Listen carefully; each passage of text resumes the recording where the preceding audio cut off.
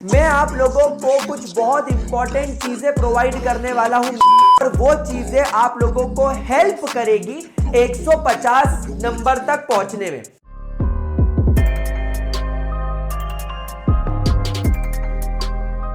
Hello doctors, क्या हालचाल, WhatsApp, welcome back to आपका अपना चैनल ग्रेविटी सर्कल। अरे आज आपने मेरे प्यारे बच्चों ना बोलते हैं, मुझे मेरे प्यारे डॉक्टर बोला, क्या बात है। क्योंकि मैं जानता हूं कि हम लोग इस बार नीट में अगले 30 दिनों में 550 से ज्यादा का स्कोर लेकर आएंगे। हम लोगों का टारगेट ये है ना। आई होप आपने मेरा पिछला वीडियो जिसका आई बटन ऊपर आपको दिख रहा है वो वीडियो देख लिया होगा और आपको मोटिवेशन मिल गया होगा। अब मेरी बात ध्यान से सुनो। जैसा मैंने आपको कहा कि नीट में 550 नंबर लाना बहुत आसान है 30 डेज के अंदर। तो अब यहां पर एक बात आप समझो कि अगर हम लोग केमिस्ट्री के अंदर ही 150 नंबर ले आए तो फिर यहां पर बचे कितने, 400 नंबर। भैया एक बायोलॉजी का स्टूडेंट अगर बायो में प्योर एनसीईआरटी रट के लाइन बाय लाइन पढ़ के चला जाए तो मेरी गारंटी है कि आप 300 नंबर तक टच कर सकते हो। तो यहां पर आपके गिरी से गिरी हालत में 450 नंबर तो बायोकेमिस्ट्री से ही पक गए। अब आता है फिजिक्स।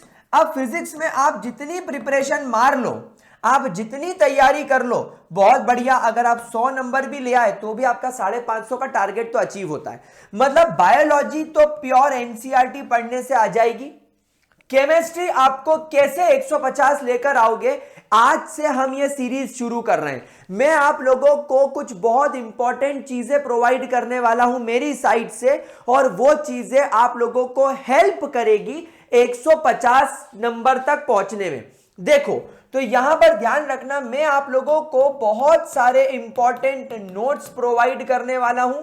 मैं आपको बहुत सारी फॉर्मूला शीट्स प्रोवाइड करने वाला हूं। हो सकेगा तो मैं आप लोगों को इंपॉर्टेंट रिएक्शंस प्रोवाइड करने वाला हूं। मैं आपको हुआ तो बहुत सारे इंपॉर्टेंट क्वेश्चंस प्रोवाइड भी कराऊंगा एंड सॉल्व भी कराऊंगा केमिस्ट्री में। तो ये पूरी चीजें आप लोगों को जो मिलेगी ये आपको एडवांटेज होगी। अब आप लोगों को आपकी तरफ से क्या करना है, आप लोगों को आपकी तरफ से केमिस्ट्री के 1 शॉट्स निपटाने हैं। आप 1 शॉट निपटाने के बाद आप अपने पेस पर पीवाईक्यूज करते चलो और उसके अलावा आप लोग मॉक टेस्ट देते रहो। ये चीज आप करते चलो। उसके अलावा आपको मेरे रिवीजन नोट्स बहुत ज्यादा मदद करेंगे फटाफट रिवाइज करके अच्छा स्कोर लेकर आने में। फॉर्मूला शीट्स आपकी स्पीड बढ़ाने में मदद करेंगे। वो इंपॉर्टेंट रिएक्शन जो बोर्ड एग्जाम के साथ साथ, जेई के साथ साथ, नीट के साथ साथ, सीयूईटी के साथ साथ कहीं भी इंपॉर्टेंस रखती होगी, मतलब नीट के लिए हाईली इंपॉर्टेंट है, वो सारी चीजें मैं आपको यहां पर प्रोवाइड करूंगा। ठीक है। तो गाइज आज हम लोग यहां पर बात करने वाले हैं हमारे chapter some basic concept of chemistry की।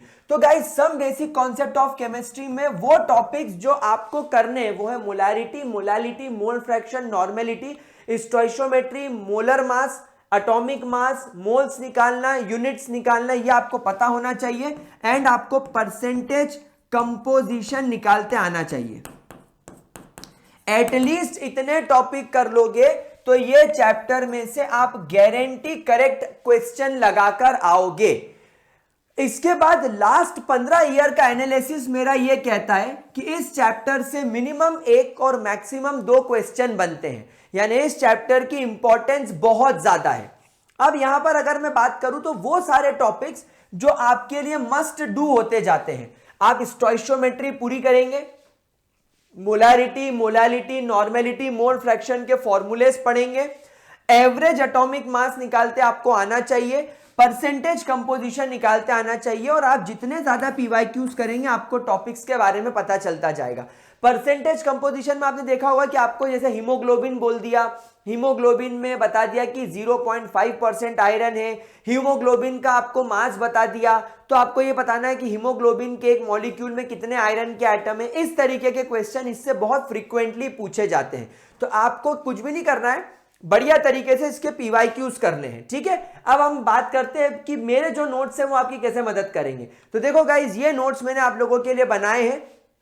ये एक्चुअली एक फॉर्मूला शीट है जो आपको नीट क्लियर करने में मदद करेगी। आप देखिए some basic concept of chemistry की फॉर्मूला शीट मैंने आप लोगों के लिए बनाई है। इसमें एटॉमिक मास का फॉर्मूला, एवरेज एटॉमिक मास का formula, then atomic mass equivalent mass multiply by valency से भी निकाला जाता है।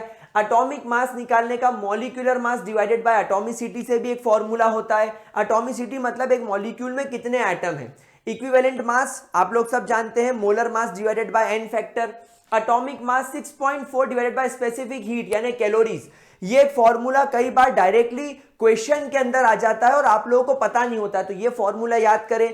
Molecular mass 2 into vapour density, very important formula. Then 1 mole यानी इतने पार्टिकल, यानी मोलर मास यानी इतना लीटर। 1 ग्राम एटम में बहुत जगह कंफ्यूजन क्रिएट होता है बच्चों को कि 1 ग्राम एटम का मतलब क्या होता है। तो 1 ग्राम एटम का मतलब होता है 1 मोल। ये बहुत इंपॉर्टेंट चीज है। बच्चा हमेशा ये सोचता है कि सामने वाला बोल रहा है कि आपके पास में 1 ग्राम एटम है, नहीं, 1 gram atom is nothing but 1 मोल। तो बहुत सारे जो न्यूमेरिकल्स आप लोग करते हो उसमें ये गलती होती है। तो ये सारे माइनर फॉर्मूलेज मैंने लिखे। इनफैक्ट 1 ग्राम मॉलिक्यूल क्या होता है ये भी बताया है। Then mass percentage of an atom निकालने का फॉर्मूला भी मैंने दे दिया आप लोगों को। n is equal to molecular mass divided by empirical formula mass भी बता दिया। Mass percentage of a solution, volume percentage of a solution, mole fraction, molarity, molarity में सारी टर्मिनोलॉजीज, मोलैलिटी, नॉर्मेलिटी क्या होती है। अब नॉर्मेलिटी के बाद ये इक्विवेलेंट मास का कॉन्सेप्ट क्या होता है उसके रिगार्डिंग सारे फॉर्मूले इसके अंदर मेंशन्ड है। नॉर्मेलिटी और मोलैरिटी की इक्वेशन, ये वाले फॉर्मूले पर आप देखना मैक्सिमम टाइम क्वेश्चंस आता है। You will find maximum PYQs on this कि अगर आपके पास में सॉल्यूशन है, 1 लीटर सॉल्यूशन है जिसकी मोलैरिटी 0.1 है। अब अगर मान लीजिए मैंने उसको डाइल्यूट कर दिया 2 लीटर, तो उसकी नई मोलैरिटी कितनी होगी। तो इस तरीके के फॉर्मूले हैं। देन मोल्स के साथ में फॉर्मूला, फाइनल मोलैरिटी वाला फॉर्मूला कि अगर मैंने एक सॉल्यूशन लिया 0.1 मोलर HCl का सॉल्यूशन 500 ml और एक मैंने लिया 0.2 मोलर का H2SO4 का सॉल्यूशन 3 ml, तो इन दोनों का फाइनल मोलैरिटी क्या होगी सॉल्यूशन की, इस तरीके के फॉर्मूले।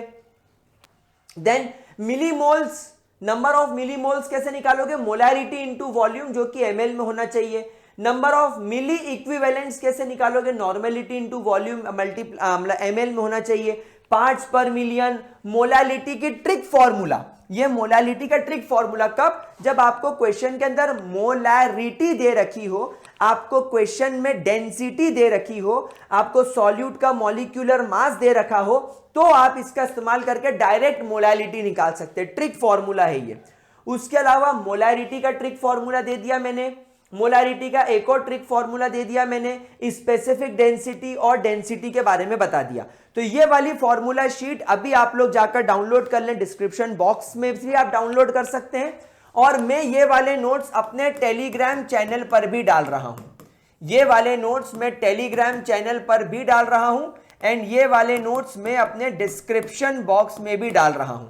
तो मैं आप लोगों से रिक्वेस्ट करूंगा कि टेलीग्राम चैनल पर हमें फॉलो कर लीजिए। टेलीग्राम चैनल का लिंक मैंने नीचे डिस्क्रिप्शन बॉक्स में डाल रखा है।